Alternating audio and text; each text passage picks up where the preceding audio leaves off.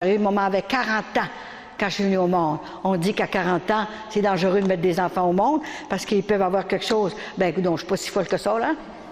Puis maman avait 40 ans quand je suis venue au monde, hein. Voyez-vous, il fallait que je vienne, que j'arrive, hein.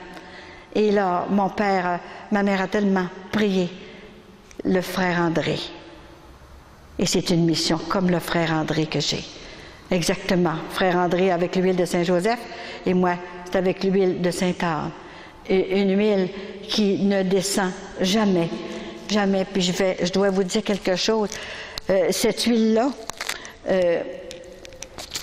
l'abbé Fortin ici, Gilles Fortin, là, moi j'ai toujours prié pour lui, il est venu chez nous, puis je pense qu'il a pris, sa vocation s'est encore améliorée quand il est venu faire un tour, j'ai toujours prié chez lui, et il y a 2 frères de prêtres, hein, 2 frères de prêtres, et quand il a dit sa première messe, là, hein, à l'église le temple de la recouvrance, là, moi je connais sa maman, hein. C'est extraordinaire, une maman qui a eu 12 ou 14 enfants, c'est une sainte ça. T'sais.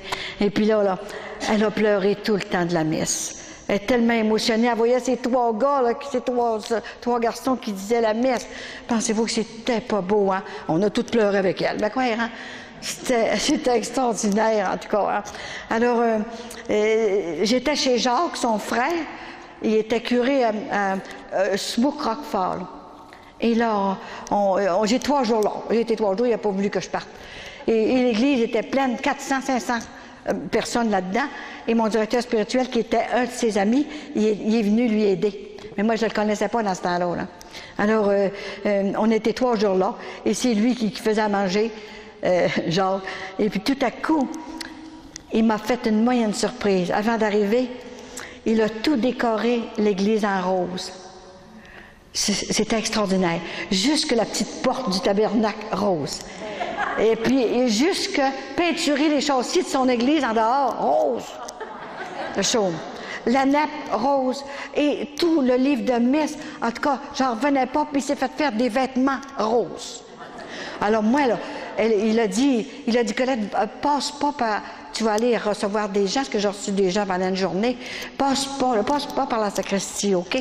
Parce qu'il a caché ça, il voulait pas me le dire, hein? Alors, je faisais le tour, moi, puis j'allais dans mon bureau plus loin, recevoir des gens. Et tout à coup, le premier soir, je faisais la soirée. Il faisait l'onction d'huile. J'étais avec Michel Rodrigue qui était avec moi. Et tout à coup, j'avais plus d'huile. Écoutez, quand je rencontre 1000 personnes, là, hey, dans les États-Unis, partout, là, hein, en Floride, partout. Et là, j'avais plus d'huile. Alors, Michel Rodrigue dit, Colette, t'as plus d'huile? Qu'est-ce que tu vas faire? Il y a encore 200 personnes à passer.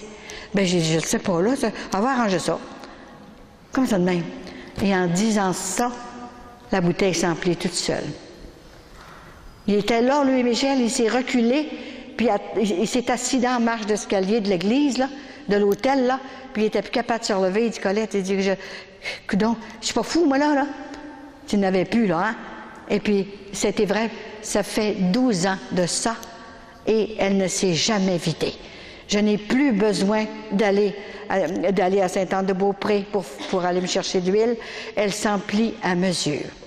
C'est vraiment son miracle qu'elle a fait pour que j'aille faire la mission, absolument. Elle en a fait, elle en a tellement fait, hein, tellement. Mes enfants ont eu chacun un miracle. Chacune une guérison. Mes petits-enfants, chacune une guérison. Il y a 3 ans, il a été guéri complètement d'un cancer, d'un cancer du foie. Il était fini. Il y a une pharmacie, Jean Coutu, à Lévis. Il y a 2 pharmacies à Lévis, d'ailleurs, Michel. Et puis, il était fini. Alors, il m'a fait demander, chez lui, dans sa maison, c'est un château. Alors, je vais le voir. Là, ça pleurait. Maman, j'ai 50 ans, je ne peux pas mourir. C'est pas de bon sens, je ne vais pas mourir à 50 ans. Il me semble que les parents meurent avant les enfants. Tu sais, ça n'a pas de bon sens. Maman, peux-tu faire quelque chose pour moi? C'est la première fois qu'il me demande ça. Alors j'ai dit, Michel, moi aussi j'ai des choses à te demander. Les miracles ne sont pas gratuits. Il faut faire quelque chose pour ça. D'abord, il faut être en état de grâce pour recevoir des miracles. La miséricorde est là. Depuis quel temps que tu n'es pas allé au sacrement du pardon? depuis mon mariage. Je vous dis pas qu'il était courageux, là. C'était un bon gars, là, hein? Mais il n'y avait plus de nourriture spirituelle. Alors là, il était mal pris. Et là, j'ai dit, écoute, là, est-ce que tu vas à la messe? Est-ce que tu pratiques? Ben, j'ai pas le temps. Je vais au golf tous les dimanches avec ma femme. Là, j'ai dit, qu'est-ce que t'as, là? C'est tes balles de golf qui sont toutes brisées dans ton foie, là. C'est ça, là. Avec des métastases, là. C'est ça. Fait que je commence à tout lui dire ça. Ben, là, plus je parlais, plus il pleurait. C'est plus le temps de pleurer, Michel. Alors j'ai dit, je vais demander à grand-maman Sainte-Anne si elle peut faire quelque chose pour toi. Mais fais quelque chose pour Jésus. Recommence à pratiquer, mon gars, parce que tu guériras pas. Alors, imagine-toi, moi j'arrive chez nous, puis là, je me mets à genoux, puis dans ma chapelle que j'ai, là, puis là, je commence à conter l'histoire à Sainte-Anne, mais quand elle le savait, hein, mais il fallait que je lui conte pareil l'histoire. Hein. Et ça n'a pas de bon sens. Hein. Grand-maman Sainte-Anne, je pourrais plus faire ta mission. Ça va me faire trop mal. Fais quelque chose. Il doit rester un fouet neuf au ciel à ton magasin, là. Il faudrait que tu viendrais y poser un fouet, là. Hein? 15 jours après, il a suivi quelques traitements, mais il était tellement malade, ça reprenait tout le temps après. Ça ne guérissait pas. Les traitements ne faisaient même pas effet. Alors, pas longtemps après, je l'appelle. Comment ça va, Michel? Est-ce que t'es... Il dit, maman, je viens d'aller passer des prises de sang et je n'ai plus rien, maman. Vous avez beau aller le voir, il est à sa pharmacie à Lévis. Il n'y a plus rien. Mais et j'ai une petite fille, une arrière-petite-fille. Je suis grand-mère, 9 petits-enfants, mais j'en ai 2 arrières. Et elle avait, en arrivant au monde, elle avait un souffle au cœur. Alors, ma petite fille qui était aux États-Unis, elle me téléphone. Elle dit, grand-maman, ça fait à peu près 6-7 ans de ça, là. Elle dit, grand-maman, elle dit, je viens d'avoir mon bébé, puis il va mourir. Un souffle au cœur. Bien, je vais demander à Sainte-Anne, OK, là. Mais j'ai dit, tu vas faire ce que je t'ai dit, ce que je vais te dire. Tu restes aux États-Unis, tu vas à la messe le dimanche, t'as compris? Tu vas à la messe, là. Mais il y a tellement d'églises, elle dit, de toutes sortes, là, de toutes sortes d'églises que je ne sais pas lesquelles aller, là. Hein? Bon, choisis-toi une catholique, tu as été baptisé, OK? Ça fait que là, puis j'ai dit, va dire à ton curé, après la messe, là, va dans la sacristie, dis à ton curé de mettre la main avec son sacerdoce, parce qu'ils peuvent faire des miracles, eux autres, hein, avec leur sacerdoce, hein? Mais qu'ils mettent sa main sur le cœur du petit bébé, OK, là? Puis dis-lui, là, qu'il guérisse le bébé, au nom de son sacerdoce. Alors, elle arrive, elle me compte tout ça après, elle arrive là, puis que le bébé, il avait 8 jours, imagine-toi. Elle va le mettre à sa sacristie, sur la table de même. Puis elle dit ça en anglais, parce que c'était tout en anglais. Puis elle dit ça. Ben voyons, elle dit, quelle sorte de grand-mère que t'as, toi? Il faut que je fasse ça. Mais voyons, il y en a qui ont peur des prêtres de guérir, puis ils sont capables de guérir, comme Jésus, parce qu'ils remplacent Jésus sur la terre. Et c'est fallu que j'ai peur, moi là, mon Dieu, je serais morte à cette heure, hein? 2000 guérisons que j'obtiens par l'intercession de Sainte-Anne. Et là, ben il dit, je vais le faire. Si ta grand-mère a dit qu'il faut que je le fasse, je le fais. Elle a mis ça. Il a mis sa main sur ça. 3 jours après, l'enfant était guéri. Mais 3 jours après, Vincent rentrait à l'hôpital pour le cœur. Il y avait 3 pontages. Il payait à la place. J'ai payé, moi aussi, bien des affaires, hein? Mais ça a bien été, en tout cas, il est correct maintenant. Mais c'est comme ça. Et tout à coup, le bébé avait 3 mois, et j'étais après faire des conférences aux États-Unis, dans toutes sortes d'églises. Et j'ai un téléphone de chez nous, pas de chez nous, de Geneviève, qui était aux États-Unis. Elle dit, grand-maman, elle dit, un cri d'alarme vient guérir. Cassandra, qu'elle s'appelle. Cassandra, viens guérir, elle va mourir. Voyons, qu'est-ce qu'il y a encore? Qu'est-ce qu'elle a, là? Bien là, elle a la fibrose kystique.